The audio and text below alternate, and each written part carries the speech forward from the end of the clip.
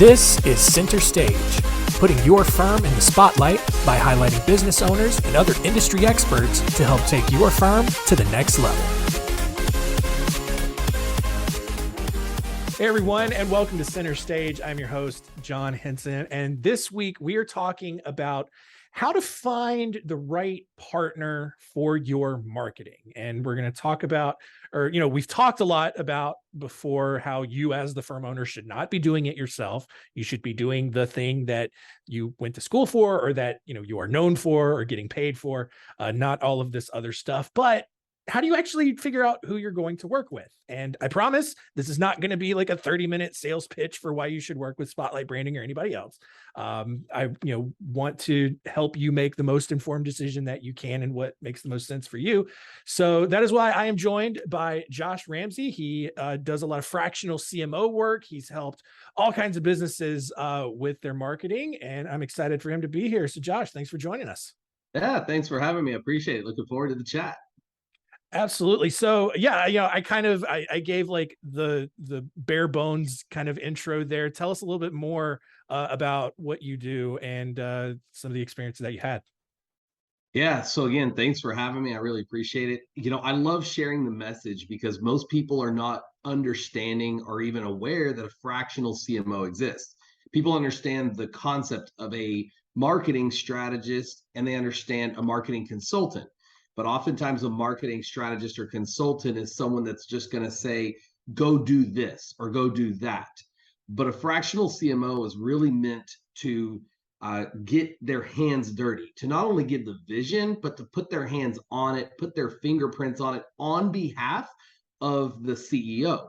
So it's someone that sits at the executive table, gives the vision, but then gives the vision based on the CEO's dream, and then executes or makes sure that the execution is done.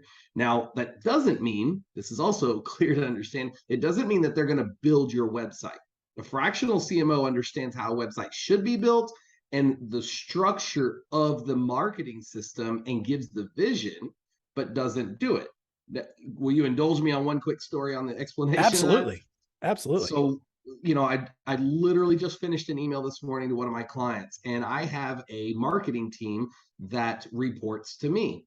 And the conversation I had this morning with the client, if I back out for just a second and explain the client, they have something good to say, but they don't say it well, but they try to say it often. So it's have something good to say it well, and say it often. The conundrum that they're in is the storytelling. It's the explanation of what they do well and explaining it to the audience that they want to reach. It's easy to say it often once you have a good strategic message. So this morning, one of the initiatives that I've started was our operators came up with a solution on a problem. I outlined the vision of how our marketing project managers need to clearly communicate that. And then I'm training them and teaching them, this is how you weave a story. So this is what the operators did. Here's how we define that. Here's how we engage that into a storyline. And then it's easy to, again, communicate it. There's all sorts of, various, as I call it, tactical marketing outlets to speak your message to. But if you're not engaging enough and you don't have a good storytelling of what your inside reality is, that becomes a problem. So that's what a CMO does, is say, okay, we have something good and here's how we weave that story, give it to a team to weave it. I approve it as the CMO, and then we execute it. So maybe that kind of helps understand just a little bit more. Yeah. I mean, it's essentially kind of in the name, you are the chief marketing person, like you are handling everything. Doesn't mean that you're literally doing it all yourself, but you're facilitating and, making the decisions that the owner would otherwise have to do on their own. Yeah, exactly. That's it. That's it. Yeah. So, we're talking about marketing vendors because I think that's where a lot of people start, especially smaller businesses in trying to get some of that marketing help. So what, especially, you maybe even work with some vendors or vet some vendors as a CMO. What are some of the biggest frustrations that you've seen business owners or even you have had with marketing vendors? And I promise I won't get offended by anything you say. Well, thanks for not getting offended. Um, but you know what? I mean, I never mean to offend, but one thing about myself, at least, in understanding myself, because psychology is a big part of marketing. It's Yeah. understanding the human nature, why we buy what we buy. And ultimately, if I just broke that down, no matter what you sell, there are three levels that a business owner needs to understand. And this kind of leads into hiring the right marketing person or agency vendor, and it starts with benefits of ownership, objections to that ownership, and then vendor selection. And too often we sell on price, not quality of overcoming the objections and explaining the value, which is advantage. So everything that we buy, from a stick of gum, bottle of water, to a Ferrari, it's all wrapped into those decision making that we make. So Yeah. I think the first part is expectations when we hire somebody, both employees in house and also vendors. Oftentimes I see it that there's not a clear expectation, and what I often refer to as the KPI, a key point indicator. That Yeah. way, the benchmark is set, and we all know what has to be done. Now, a lot of people will hire myself as a fractional CMO to make sure we set the right KPI and that it's not dictated by the agency alone. Yes. So having the right expectations is very important, as I work on the inside of a company and look at the agency. So I would look at you and say, okay, what do you see that needs to be done? I love and value people's opinion. Now, I go off of my confirmation bias of, is that opinion right or wrong? Now, I love some conversations that we had of build the foundation first. So when you come to me, and who would be my CEO, and you said that to me, I would say, absolutely, like build that foundation. Now, where we might disagree is, what is the foundation, right? But now that's a finer point that most CEOs don't know. They just love the buzzword. That's where I come in and say, look, let's set the KPI of what is the foundation and what is the right timeline to meet that foundation, right? Yeah. And then that second leads into the expectation of budget. So now when you are pouring a budget into it, when should your expectation or your KPI be met and associated with your budget? You know, so I mean, I can go down a budget strategy if you'd like, but that, again, trying to keep it high level for our short podcast here, Yeah. that's kind of the two top things there. Yeah. And I love that you talked about, making sure that the vendor doesn't dictate the expectation, right? Because I think, something that I see a lot, and I think what frustrates a lot of people is they go work with like a PPC vendor, for example, a Google Ads vendor, and they'll say, yeah, we'll get you 100 leads a month. And, you know, you get started and maybe But you do get 100 leads a month, but 98 of them are junk and they're not even relevant. And then you yeah, go to the thing and you're like, you're not producing what I said. And they're like, yeah, we got you 100 leads per month. We're doing exactly what we said we were going to do. I'll give you two quick stories on that, because I love that you say that, and you're dead right. I have one guy that just hired me, and I literally have a call later today with his ad agency. And what he already told me as I went through the discovery process is that his vendor, the agency that he hired, he's paying over $4,000 a month to. Now, for his small business, relatively small business, that's a big chunk, but he's Mhm. looking at it as this is an investment. So when we look It's at good. it, what I'm here to do is get the maximum potential out of that ad agency. So in discovery, he's getting phone calls from people looking for information on a project that's already started. But he's showing up in pay per click for things like Home Depot. And he's a remodeler. And he's going, you've already started this project. You're not a valid lead. So he calls the agency. And the agency casted such a wide net that they burned through his budget in 2 weeks that was meant to be 4 weeks. And he got nothing from it.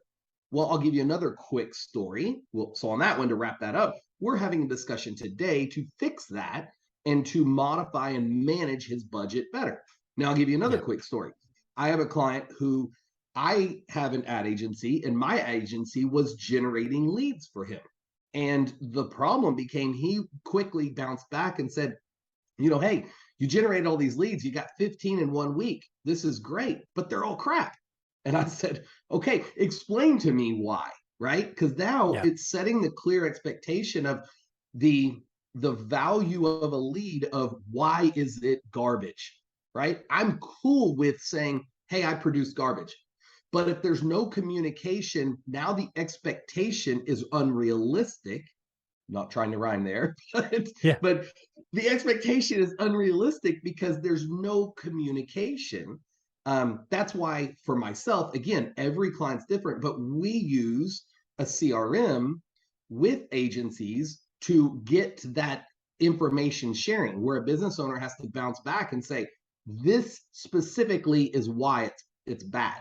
And Yeah. then any agency can work on that. Well, I say any, if they're an agency of value of of good ethics, morals, and values, they can fix that, right? But Right. that's some of the challenges that I know other business owners have faced. So Yeah. Well, I mean, even we've faced it, right? Because we don't do any pay-per-click ads as a service. And so, but we wanted to market ourselves through that kind of channel. We worked with another agency, and their default was to maximize impressions and get the lowest click rate that they could. And that's kind of their default. That's how they help people. And we started seeing that like people were reaching out to us thinking that we were lawyers. Because obviously, like we do marketing for lawyers, but somehow people were reaching out to us thinking that we were lawyers. And so we're like, no, okay. And then we got to the point where we were like, look, we want to get really focused on this. We are totally okay with a higher click rate and lower yeah. impressions if those are just all being targeted to the right people, and they could not wrap their head around it. And so we just don't work with them anymore. So can I speak to that just real quick? Yeah. What people fall into that they're not oftentimes aware of is what are called in AdWords, pay-per-click AdWords, is what's called search terms. And a search term, when you put in a keyword, you have three variables. You have broad match, exact match, and phrase match. Now I'm not going to go granular, right, for the sake of time here. But when you understand that you have a keyword and you have these three variables of how that search term is worked, and then you can see what people are actually typing in, that's where I would come in as a fractional CMO to you and say, let's look at our search terms. Look, like I don't disagree that we're going to pause and we need to change strategy. But this kind of goes into when you hire an agency, one of the top questions. So let me put a big exclamation point on this. Huge, massive, everyone hear me. Find out who their strategist is and what their experience is. Because agencies will hire pay-per-click managers and executors and designers. But when you comes to, let me simplify in a quick explanation. When you simplify this, it comes down to three brains that build a website or do marketing. You have design, think about the brain and the lifestyle of the designer. Then think about the coder who actually has to create what's going to happen. And too many times we stop there. The third brain is super important. That's the strategist. And the strategist looks at it and goes, okay, logically, what was the disconnect in between all parties? And we go, oh, well, they were searching for, attorney law. Well, you showed up as marketing attorney law. Your search term wasn't set right. So then we go market as a negative and we market as a negative keyword. Boom. We keep running the campaign. It's just Yeah. we took away the biggest sore spot rather than hurting the entire campaign. We took away one little sore spot that everyone's going, that's the pain point. And we say, don't kill the campaign, right? Don't kill the messenger, change the messenger's route, right? And get there a different way. Yeah, absolutely. So you talked about, setting expectations, right? And so what, and we've mentioned a couple of different things already. Are there any other specific questions that, business owners should be asking these vendors to make sure that they're getting on the same page and setting the proper expectations? Yeah, that's a great question, but I'm going to be a little vague on this one. Yeah. So the you first need to set your strategy and your vision internally before you work with an agency. Yeah. So an agency is meant to sell what they're good at, right? I mean, anyone listening to this or watching, you are meant to sell what you're good at. You're not going to say to a level, you're not going to say, oh, yeah, you should go do that instead of this. You're meant to sell what you're good at. In the marketing world, what a CMO does is it sits with the CEO and says, what are we good at? What are we trying to do? How do we want this to come in? And therefore, I help business owners dictate to the agency, this is what we should do. I mean, one of my offshoot campaigns that I'm trying right now is working with agencies to be their strategist. So I go under contract with them that I'm not going to go resell to another agency, but I'm going to work as the strategist and not be a fractional CMO. I'm going to be the CMO of an agency to be the lead strategist to say, here's what we do. And a lot of agencies are working with me on that because they don't have a strategist. They understand the problem here. So again, let's back out of that rabbit hole for a minute and come back to your question. The question being, what's the expectation? Well, you need to set that properly internally with your own KPIs, then interview. And just as a quick point of reference, we haven't chatted about it. We could talk about it as needed, but I published a book back in 2019. And the first chapter gives you 5 points on how to hire the right agency, how to set the right KPIs, how to interview an agency. And I kind of call it a manual or a guide that you keep in your back pocket. You've reviewed, then you ask a list of questions to the agency and you go back and see if they match your KPIs. And that's where, again, I try to be a little bit vague because everyone has their own problems. Everyone has their narrative, right? If you speak psychologically, we all have our narrative and burnt times, hurt times, pain times. And they're all going to be different for everybody. So that's why there is some ambiguity to that.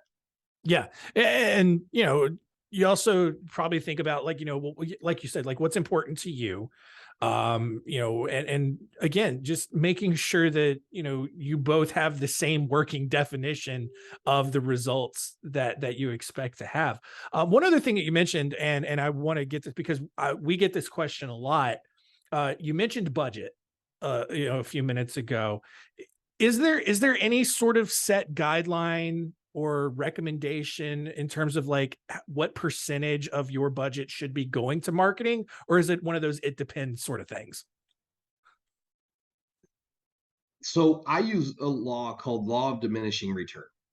And let me kind of give another quick story here. Yeah. And the story is of a garage door company. And they came to me. We were working together for several years. The full life cycle of most agencies with companies is about 18 months.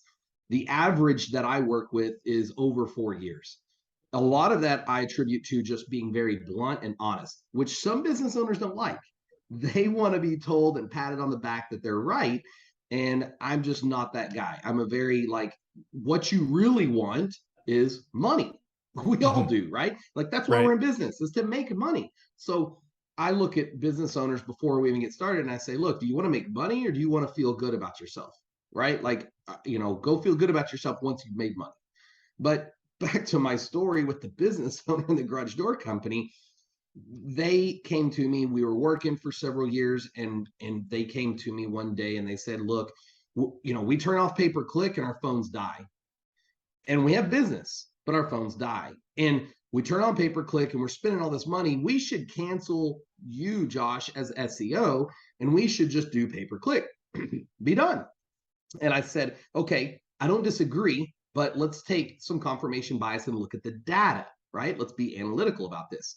So long story short, after doing some quick research, it only took me about 2 or 3 days to pull all the numbers together and verify them.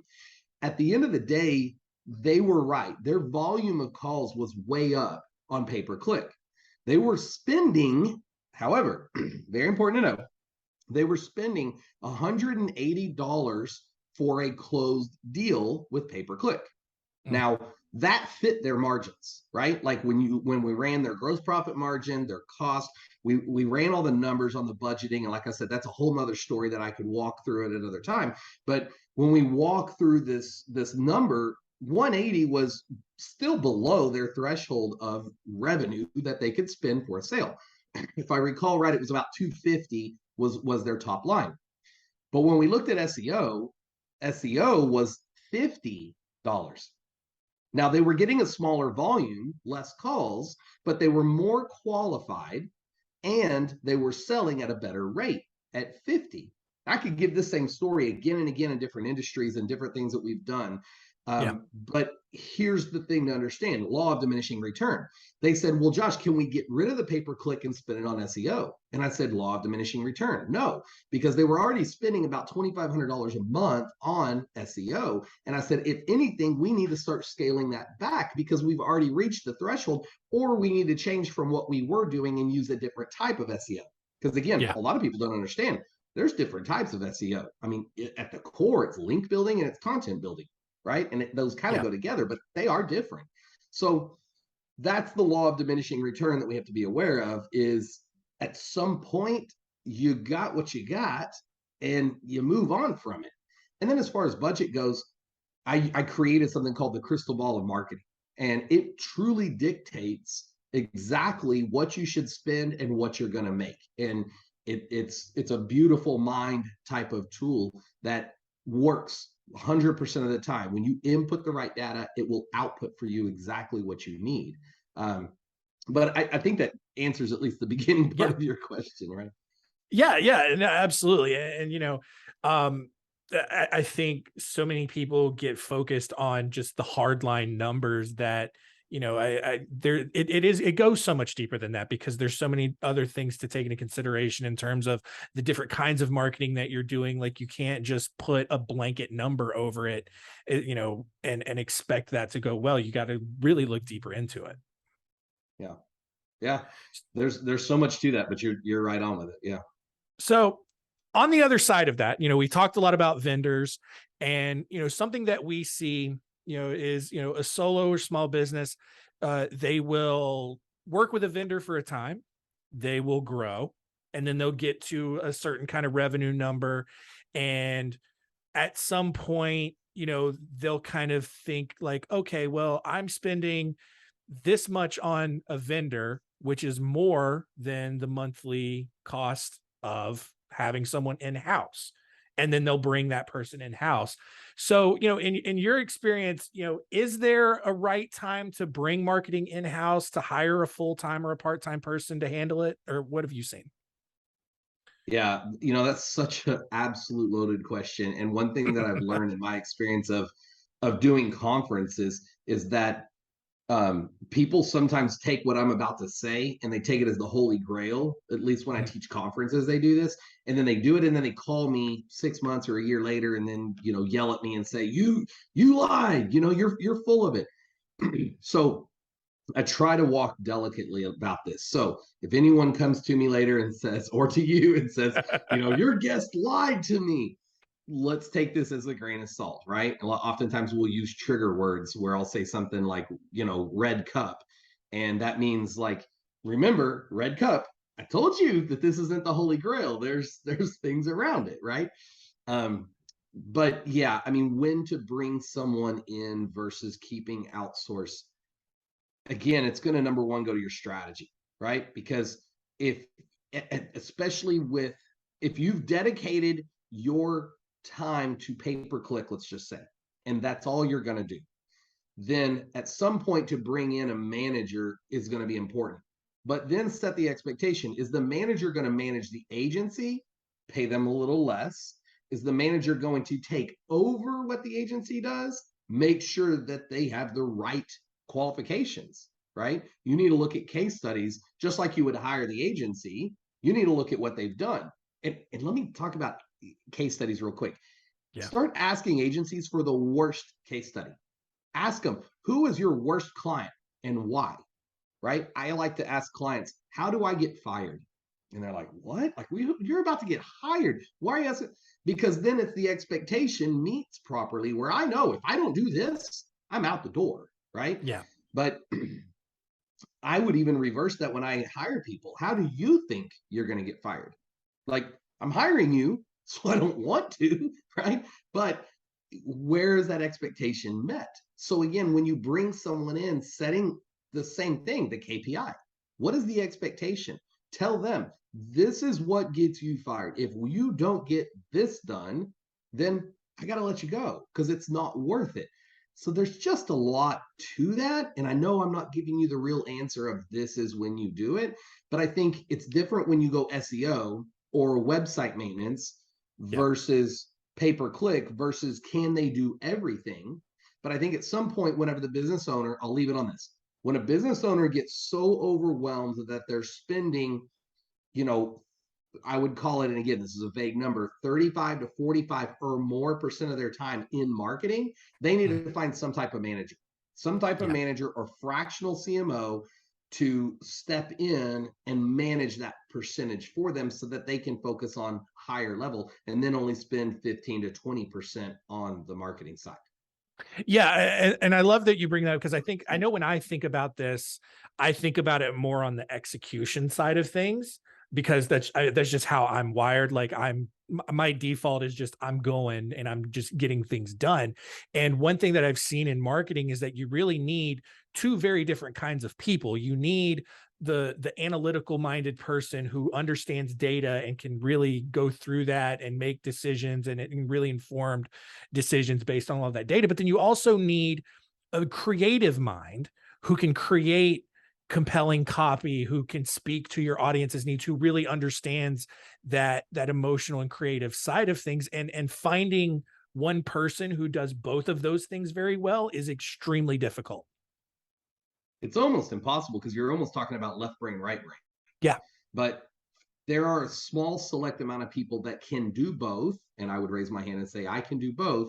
But I am definitely more of the analytical side of here's the data, but I understand how to communicate that data, right? Now, if you ask me to design something, I would be terrible. I'm not great at that. I'm going to go look at examples and be like, this is the direction we should go. And then I hand it to a designer and say, go make this happen. But I understand the strategy and what we're trying to do within that. So, I mean, we could talk so much about just what you said, right? Because I mean, there's like probably 10 bullet points that I could write down and go through with you on that. Right. But yeah, I mean, you're talking about these different mindsets. And again, that kind of goes back to the coder versus designer versus strategist. And what you're talking about, I'll leave it on this and we can move whatever direction you like. But when you're talking about the person that gets it done, now you're talking about the visionary versus the execution, right? Mhm. So as a fractional CMO, I understand what the execution should be and the process that if we are working together, I'm going to look at you and say, go execute. Here's the vision, but I understand how it should be executed and understand because of my background and experience and how long I've been doing it, which is over 20 years. I know I'm relatively young, but over 20 years, being in my mid 40s, there's something to say of I've seen how it's executed. So I've seen what project managers have done right and what they've done wrong and the best way to do it. And it doesn't mean that I can give or always dictate the best way because I'm always learning. But I can say, look, this is a pitfall, and I know you're going to fall into that pit if you do it this way. But you got to have that executor. And I'll tell you right now, as a fractional CMO, it's not my job to be an executor, and I don't want to do it. I want to stay in my lane. This is what I'm good at. And then I hire people around me that can do and execute what I either don't want to do or what I'm not good at. Yeah. No, and that's, again, it, I, the more conversations like this I have, the more that I see it's just everything is so layered and interweaves so much together. Because again, as a business owner, it goes the same way that you're saying. Like business owners is a lot of times has to be the visionary, is the visionary, but so many, especially smaller ones, they're also trying to execute as well. And that's just not really sustainable. Like you have to be able to delegate a lot of that stuff off. And so one more question I wanted to ask you before we wrap up here. If anyone has been following us at Spotlight Branding for any amount of time, you're aware that we have like an anti-SEO report. We had like kind of this anti-SEO stance for a while. And not that we've tapered off of it, but our whole idea around it was, that's not where you start. You need a lot of supporting marketing to help make that sort of thing work better. But I know in our industry, especially the legal marketing industry, the majority of marketing companies out there, that's the service that they push first. And that's what, everyone says, oh, you got to do this. You got to have SEO. You got to make sure your rankings are optimized. Your ranking is. So for people who are going to try to add that to their marketing strategy, what is your approach to it when you're working with someone new, right? Like, do you go find a local company to do it? Do you find a national company to do it? Is it something that you even handle yourself talking about the execution side of things? Like where do you go with that sort of thing? Yeah, so the first thing is understanding the core, and the core has really changed, and not a lot of people are aware of this. But if you think about, this is always a fun exercise, right? So everyone close your eyes and really process this. And I mean that in seriousness, because when you close your eyes, you get rid of distractions and you clear your brain, you take a deep breath. So if you close your eyes, you take a deep breath, here's what you think about. Think about how you did a search in 2018. How many words did you put into Google when you did a search? Now, today, when you've done a search, or you do a search after you listen to this or watch this, how many words do you put in? And on average, the words have more than doubled. And most of the words have transformed into language of how do I? So when you think about Yeah. it that way, what I first of all suggest is create phrases. And we created internally, I created what's called a bubble map of keywords. And the bubble map of keywords are built more around blogs of phrases that we want to rank for. And then we want to work on that angle of these phrases we want to rank for rather than a keyword, because a keyword can still get a lot of search volume, but a phrase gets a lower search volume. It's a longer tail, but it's a higher transactional keyword rather than a navigational or informative keyword, right? Which is Yeah. the desired content of the searcher. So, as a for instance, if you Googled fractional CMO, I don't show up in the top 100 of national ranking. But if you type in fractional CMO, Dallas, Austin, Houston, Oklahoma City, Salt Lake City, Boise, Denver, Miami, Hawaii, and I could go over 32 keywords that I rank in the top five, Yeah. if you use that term. And I know I've got CMOs out there that are chasing me because they want that word. And I look at it and go, you know what? I want someone that says local. So when you ask local or national, let me give you another quick story and a quick fact. Yeah. Most big brands, when they hire a CMO, they hire from outside, not inside. So chew on that, and everyone go do your research. Big brands hire from the outside, not in their industry, to bring them in their industry. So there's a double-edged sword to that. And the answer is, it's more about the KPIs and the relationship that you can build with the agency, and can they meet those KPIs, more than is it if they know your niche or don't.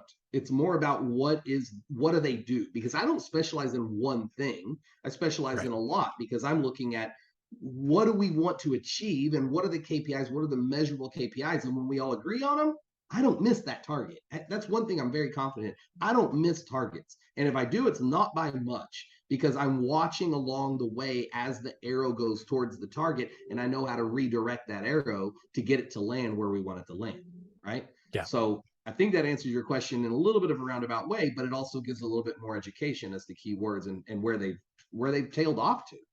Right. Yeah. I mean, for me, I think the biggest takeaway is just take the time to vet and set the expectations and really feel good about, who it is you're working for. Now, I will say this: people in our industry, they take a lot of time to make a decision.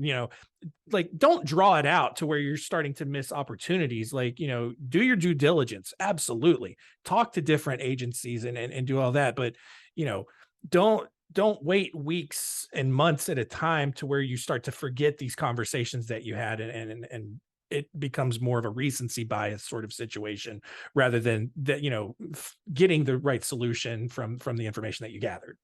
Right. But on that, right, we're saying the same thing. Internally, set your KPIs, set your Yes. expectations internally first. Then when you interview the agency, pull the trigger. What today's market, they say hire fast, fire faster. So Mm. I hope this doesn't go against your philosophy, but I would say No. get those short-term contracts, get that 3 or 4 months. In my professional opinion, I look and I even do a 4-month engagement. And then after that, it's a 45-day cancellation. So they can get rid of me very quickly if they choose to, if I'm not hitting the cusp. And there are clients that I'll tell you right now that I will disengage with because either personality disagreement or vision disagreement or KPI being unrealistic. I'll back out and say, look, all due respect, I want you to go somewhere and spend your money where it's wise. So take off. You know what I mean? I'll make a smooth transition. I'll hand everything over. Yeah. I'll make sure that everything's there. I'll answer your questions up to a point. But I'll say, this is what we got done. This is where we're at. Here's the handoff. Here's the baton. But Yeah. yeah, set your KPIs, right? I mean, know what you want to achieve and what's realistic. Interview the person and move forward, right? Yeah. And more often than not, like, you still make progress, you still, get forward a little bit. And worst case scenario, you walk away with the knowledge of, hey, okay, this isn't for me. This doesn't work. I can go try something else now. And so, definitely, sitting around trying to think of a decision to make isn't helping. You got to make those fast decisions and learn something at the very least along the way. Before we wrap up here, tell everyone how they can get in touch with you, learn more, and also to check out the book that you mentioned. Yeah, so my book is on my website, and I would encourage everybody to first Google fractional CMO and put in your city that's near you. See if I show up. But my main website is jrcmo.com. So that's Josh Ramsey, Chief Marketing Officer.com. So jrcmo.com. On there, there's everything that you need. There's a book download, there's free information. I have the world's largest SEO library that I've compiled. It has somewhere over 160 different strategies that you can implement or research. I have just a ton of information. And then my call to action is I work with people for free. For at least the first 2 hours, I'll work with them for free to prove my knowledge, to prove that I have the experience, and to help them get the right vision. Because I do what Google wants to do for everybody, and that is create the best user experience. Because what I've proven to myself and a lot of people that I know, if I come in and give you the best user experience and show you my knowledge and everything that I have to give you, and I can point you on the right track, people come back. People will come back to me, learn from me, want to work with me. And I've seen that time and time again. I've picked up my biggest clients over the years just from that word of mouth of someone going, yep, that guy's good. Yep, that guy's got experience. Yes, that guy's is ethical and moral, and he's gonna be honest with you. So again, jrcmo.com is where the book is at, where other information is at. You can also, I think on my homepage, it says solve your biggest marketing headache. Although we do a lot of A/B testing. So you may show up and see it say 2-hour free consultation or solve your biggest marketing headache.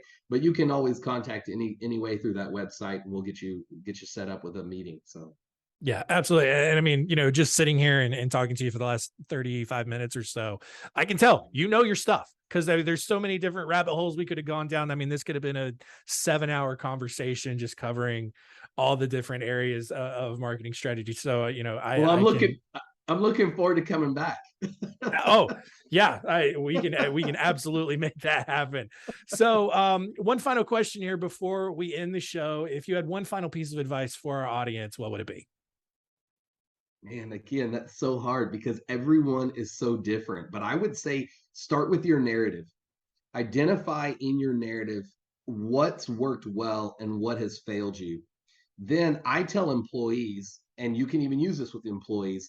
I tell them, give me your 30-day, your 3 months, your 6 months, and your 1 year goal, and then go a little bit step beyond and give me your 5 year. And I think when you create this goal path, both for yourself, from your employees, from your agency, it starts to paint a picture of where you should go. And a lot of times we live today in a narrative of we make choices based on our past.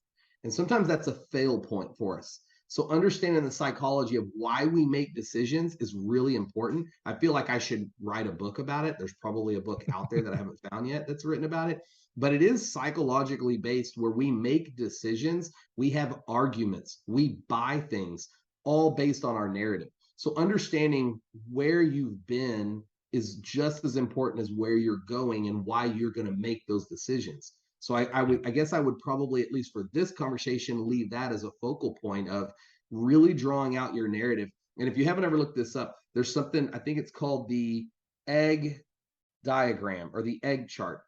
And you draw an egg, and in that egg, you write out the most impactful moments of your life. And you do it with a picture rather than a word. And you tell your story to someone that's close and confidential to you.